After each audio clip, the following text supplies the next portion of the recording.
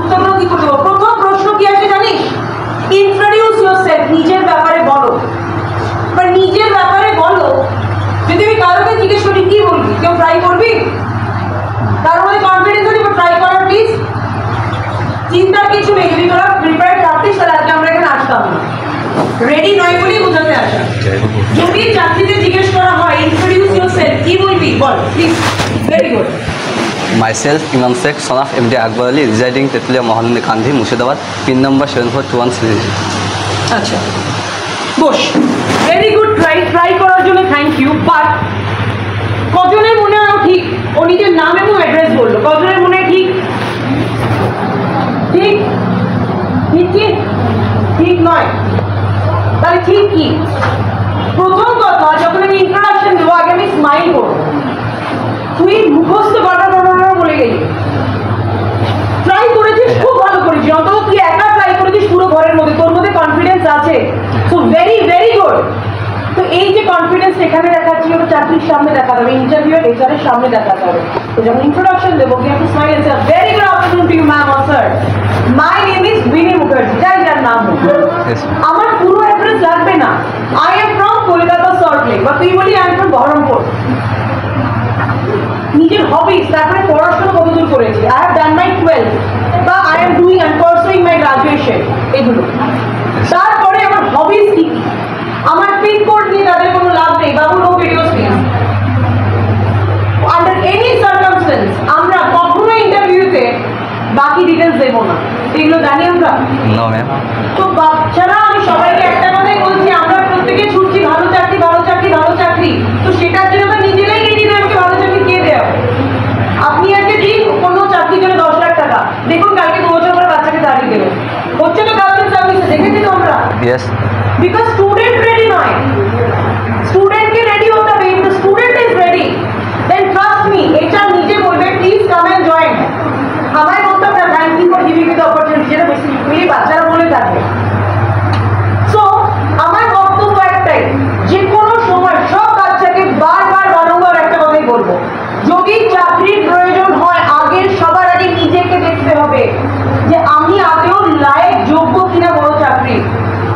এবং বড় চাকরির লায়ক হতে গেলে যে কটা জিনিসের প্রয়োজনীয়তা আছে সেটা আমরা এই কোর্সে করাবো, যেটা একটু পরে আমি ডিসকাস করবো। আর প্রিটি শিওর এখানে যারা যারা আছে, উভয় ছেলে হোক বা মেয়ে হোক, বাড়ির লোকেরা অনেকেরই আছেন এখানে, প্রত্যেকেই চান যে ছেলে মেয়ে কোথাও ভালো জায়গায় চাকরি করুক, বুঝেছে? সবাই চায়। এবার আপনারা যদি বলেন যে বহরমপুর থেকে বাচ্চাকে এগোতে দেবো না বা পারবে না বা করবে না, সেটা তো হবে না। পারতে হবে, করতে হবে, কিন্তু এটাই ওদের সময়। আমরা এয়ারপোর্ট রিলেটেড কাজ করবো। ওরা যেখানে চাকরি পাবে সেখানে সেলিব্রিটি, ক্রিকেটার, পলিটিশিয়ান, এদের সাথে রেগুলার বেসিসে ওঠা বসা হবে। তো আমাদের জানতে হবে যে আমরা এমন কি করবো বা কি শিখবো যেটা করলে আমরা তাদের সাথে ডেইলি বেসিসে কথা বলতে পারবো, উঠতে বসতে পারবো, রাইট? তো এই কোর্সটা এয়ারপোর্টের ওপরে, পুরো কোর্সটা এয়ারপোর্টের ওপরে নির্ভর করছে। এবং কোর্সটা একটাই মাত্র জিনিস, যেটা আমি বারবার বলছি, 11 মান্থের কোর্স হবে, ডিটেইল বলা হবে, বাট এই কোর্সটা করতে গেলে নিজেদের উপরে কাজ করতে হবে। Is that clear? আমি কয়েকজনের নাম বলবো, তারা আর উঠে দাঁড়ায়। তোমার কি নাম বলবো? আচ্ছা, তুমি রাজের সাথে এসেছিলে, রাইট। তোমার কি নাম আছে?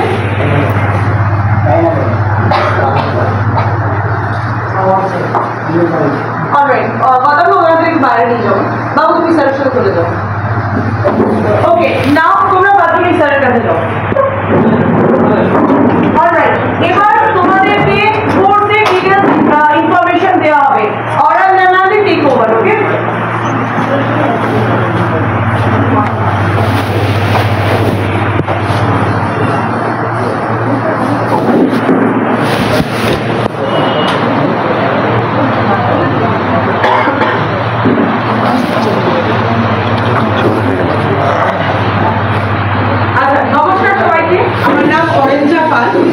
আমি ফ্র্যাঙ্কলিনের অ্যাসিস্ট্যান্ট ম্যানেজার।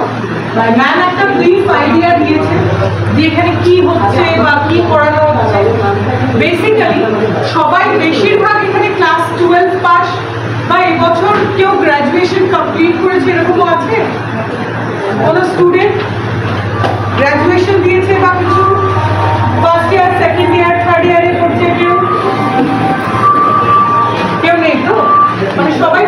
দিয়েছে এবার। তাহলে আমাদের মেন যে ইচ্ছেটা যে এই সময়টাই কেন এসেছি আমরা সেমিনারের জন্য, বিকজ 12-এর পরেই সবাই চায় যে কোথাও একটা চাকরি করতে বা কোনো একটা লাইন নিয়ে পড়তে।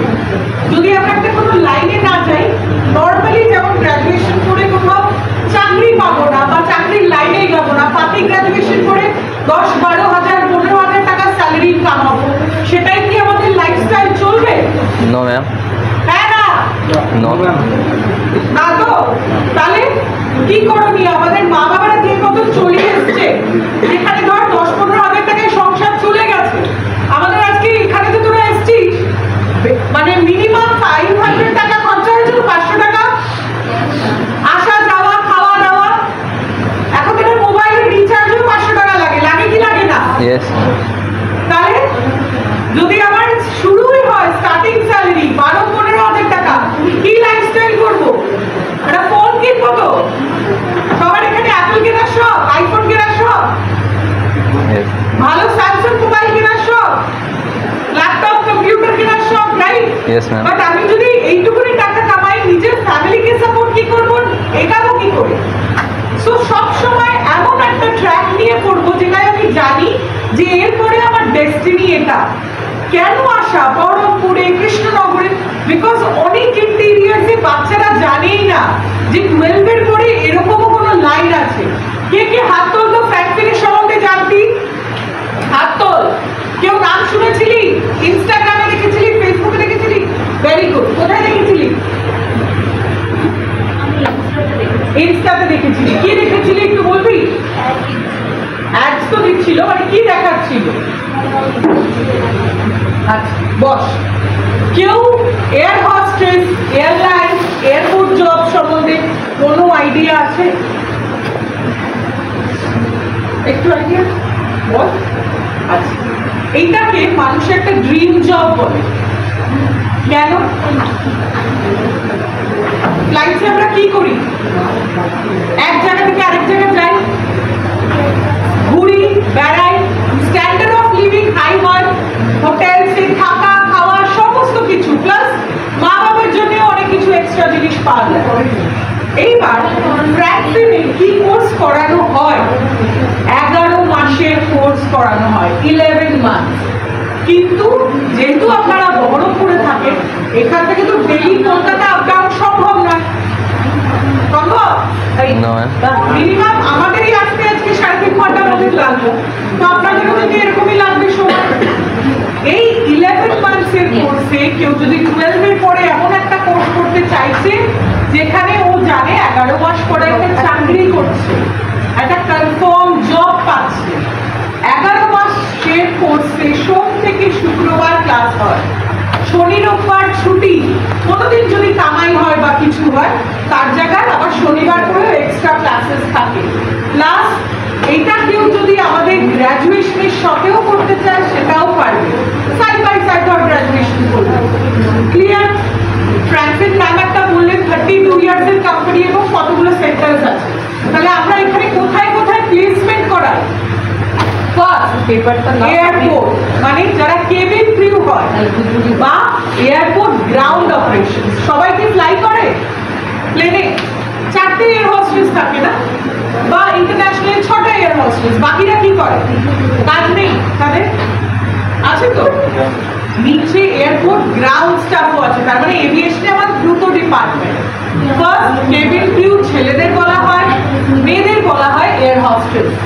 নেক্সট হচ্ছে এয়ারপোর্ট গ্রাউন্ড স্টাফ, সেখানে কি হয়? Floor manager, lobby manager, ticketing officer, প্রত্যেকটা ডিপার্টমেন্টে কে কে এখানে এয়ারপোর্ট গেছে বা টিভিতে দেখেছে, সিনেমায়? হ্যাঁ দেখেছে সবাই, মোটামুটি আইডিয়া আছে। তাহলে এয়ারপোর্ট দেখবি ডিফারেন্ট ডিপার্টমেন্টস হয়, তাই না? ওখানে প্রচুর লোক কাজ করে এক একটা ডিপার্টমেন্টে। কেউ লাগেজ চেকিং করছে, কেউ টিকিটিং দেখছে, রাইট? এই দুটো ডিপার্টমেন্ট নিয়ে এভিয়েশন, তার সাথে সাথে হচ্ছে হসপিটালিটি, মানে হোটেল ম্যানেজমেন্ট, 5 স্টার বা 7 স্টার হোটেলসে।